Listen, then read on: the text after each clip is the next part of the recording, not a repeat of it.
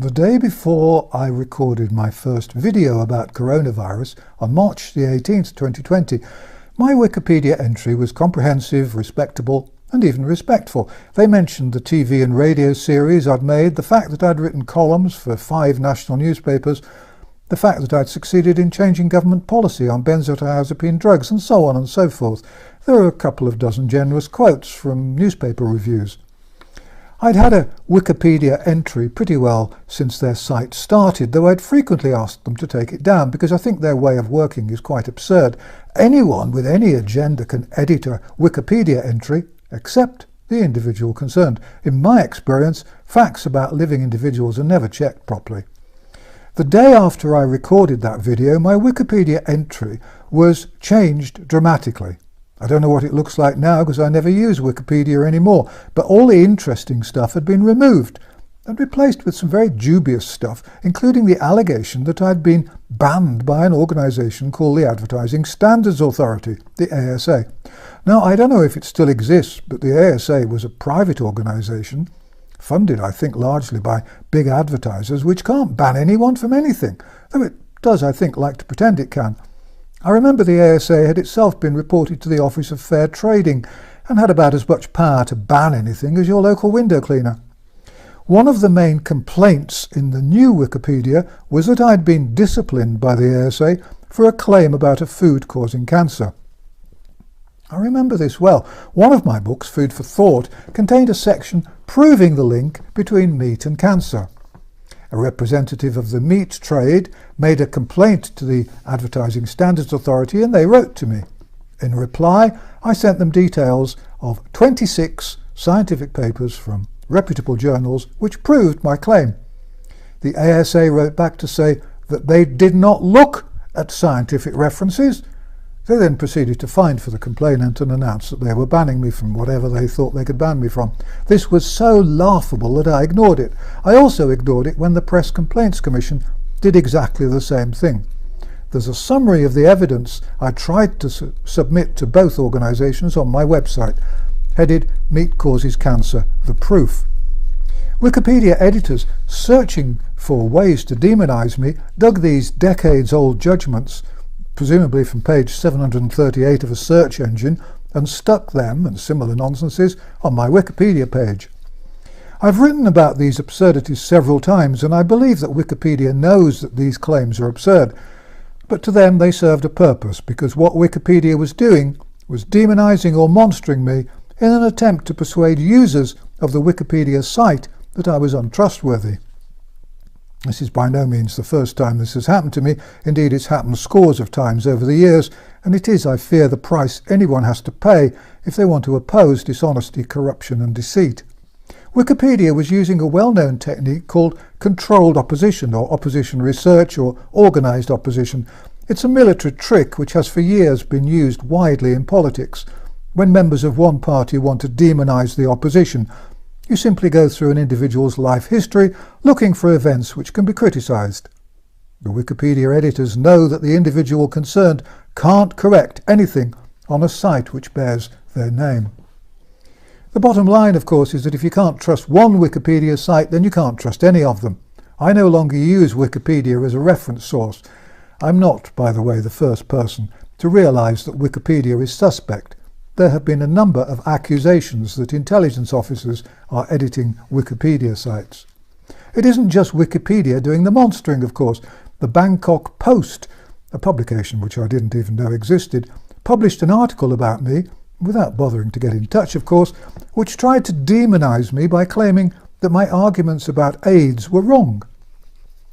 In the last century, I had produced evidence proving that AIDS was not going to kill us all, though the establishment line was that it was. And the Bangkok Post journalist tried to rubbish my argument by claiming that the rate of HIV diagnoses in the US in 2018 was 24%. This is perhaps one of the most absurd claims I've seen anywhere. According to the CDC in the United States, a total of 1.2 million people in the United States have HIV. Since the population of America is currently over 300 million, that means that the rate is not 24% among heterosexuals, as claimed by the Bangkok Post, but about a third of 1%. Personally, I think that if the Bangkok Post had any self-respect, they'd withdraw the article and send the writer back to school, but I doubt if they'll do either. He also claims, by the way, that you can buy my books from my website, as though this is a bad thing, but you can't, I'm afraid. I'm not the only person whose reputation has been wounded in this war. The BBC has inevitably been outrageous. A rally was held in Trafalgar Square on the 29th of August, and well-qualified scientists, including Professor Dolores Cahill, Dr Kevin Corbett and Dr Mohammed Adil, and the magnificent and seemingly tireless astrophysicist Piers Corbyn, spoke to tens of thousands. At 17:17 on Saturday afternoon, someone called Mariana Spring, described as a specialist disinformation and social media reporter, wrote what I regard as one of the most disgracefully biased news reports I've ever seen. She claimed on the BBC website, in an article headed "Conspiracy Theories Touted in Trafalgar Square," that although some protesters had held placards featuring false claims, I'm not sure that making a judgment about the accuracy or not of a claim is within her capabilities or her remit. Worst of all, however, she wrote that, quotes, "various pseudoscientists who have spread disinformation online about coronavirus were also scheduled to speak at the London demonstration," close quotes. I think that was one of the most libelous pieces of writing I've ever seen. I hope the scientists who were present all sue the BBC and demand massive damages. And I beg everyone watching or reading this to make a formal complaint to the BBC. Just go to their website and then to the complaints section. The BBC must be taught a lesson. They and the rest of the media are a weak point in this war. When the government stops giving them money, taxpayers' money, they're all going to need our support. I could give many examples of deceit, misreporting and plain dishonesty. When Piers Corbyn appeared on an ITV morning show, he was attacked by 3 presenters and a weather girl who holds a world record for folding pancakes. One of them was someone called Dr Hilary Jones, who was described in a journal called Pharmacy Business as a non-executive director of Medtate, which is described as a nutraceutical company, whatever that is, which makes and sells pharmaceutical products. I don't think ITV remembered to mention Dr Jones's commercial relationship.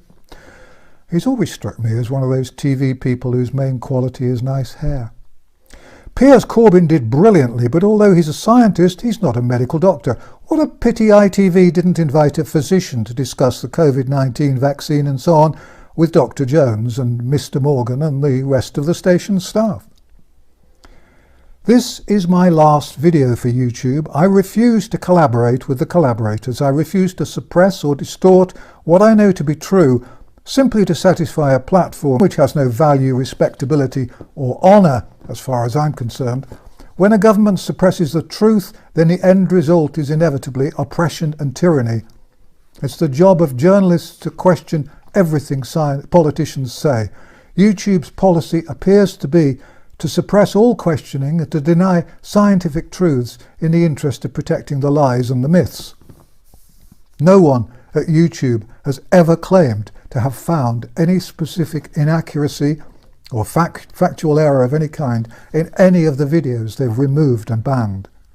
I'm a writer by profession, but I have a medical degree and some experience as a practicing doctor, and I don't take kindly to being told that I must suppress truths and clinical evidence to satisfy some unnamed censors who seem to me to be working with or for Bill Gates and whose aim seems to me to be destroying freedom and democracy by censoring and banning scientific truths and suppressing the freedom of expression, which is a basic human right.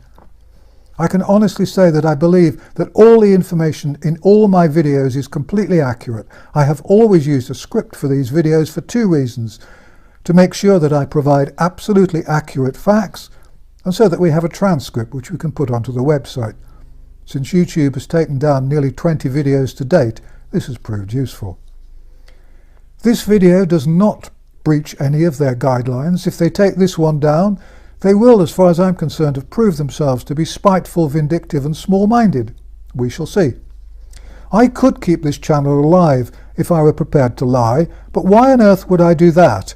I resigned as a GP on a matter of principle. I resigned from my last newspaper column on a matter of principle. I'm not going to sell my soul to a platform which disrespects the truth. I shall now add YouTube to the list of organisations which I boycott, and I strongly suggest that you do too. There are, I believe, plenty of more honourable alternatives.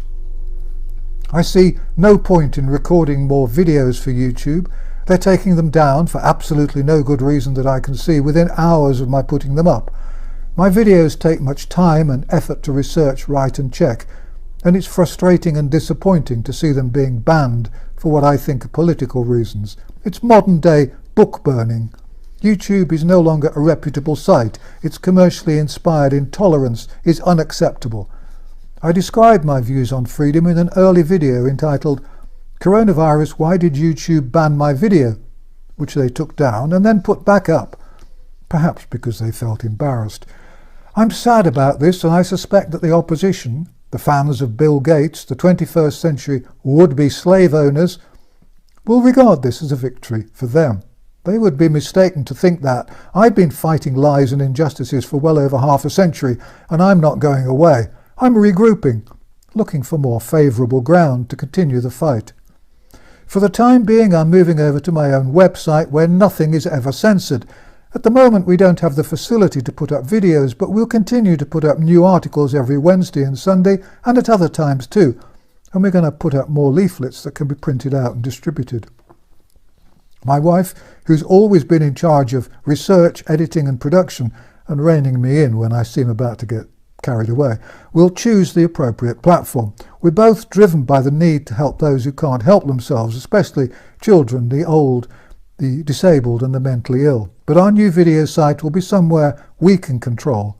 It might take a while because I'm never again going to be in a position where anyone can censor or ban what I've recorded. Finally, since no one in the government has accepted my challenge to debate the COVID-19 vaccine live on television, and through simple cowardice they're clearly not likely to now, I have another challenge for them. I am prepared to bet Dr Whitty or Dr Fauci £100,000 that they cannot provide independent clinical evidence proving beyond doubt that the COVID-19 vaccine and the newly promoted flu vaccine will be 100% effective and 100% safe, not just now but in the long term. If they have the courage to take on the bet, I will share my winnings with groups and websites campaigning for the truth.